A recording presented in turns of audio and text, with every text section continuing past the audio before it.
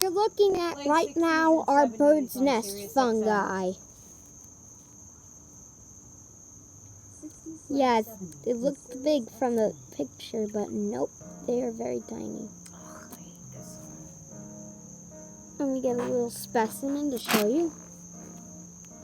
Now, as we can see in this here, Alexa, this is why they're called bird's nest fungi. As you can see, those three things in there which look like eggs are actually the spores that help germinate this fungi.